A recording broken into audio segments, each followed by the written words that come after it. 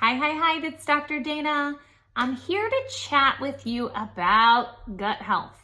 There's a little thing called leaky gut syndrome. I'm not sure if you've heard of it, but if you haven't, I wanted just to educate you a little bit about it. I see it all the time, okay? So leaky gut is what happens when your microbiome, which is your gut lining, gets holes in it, right? So when there are holes in the leaky gut, in the lining, it actually turns into leaky gut, right? So your microbiome, your gut lining, is supposed to be a tight-knit net. And the holes are supposed to be anywhere from 2 to 7 microns, which is microscopic. And when we have things that tear up our gut lining, like overuse of antibiotics, prescription drugs, inflammatory foods, gluten, which is the protein that's in wheat, things like this that tear at the lining all the time, that net starts to get open.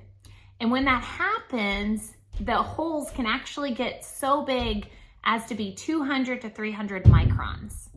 When that happens, you actually end up with leaky gut syndrome, and things like pathogenic activity like candida yeast, parasites, bacteria can all leak into the bloodstream where they're not supposed to be, and it creates an inflammatory response, which creates bloating.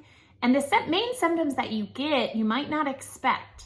The first thing that it does is it crawls up your body and affects your thyroid first, so it lowers your metabolism.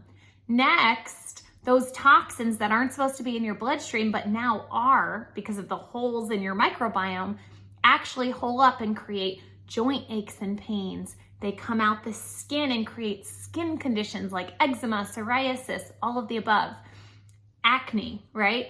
And so when that happens, it's really important to do some gut hole repair, okay? So that means sealing and healing the microbiome, plus giving digestive enzymes to help you make sure that you're reducing the inflammation after you eat.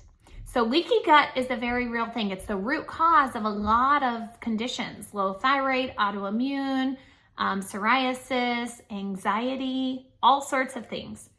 So I like to always address the gut first with my patients. So I'm going to be giving you guys a couple suggestions to make sure that your gut microbiome is on point, and also make sure you're reducing inflammatory foods like gluten, dairy, and sugar. Awesome. Thank you so much. I hope this helps, guys. Have a beautiful day. Bye-bye.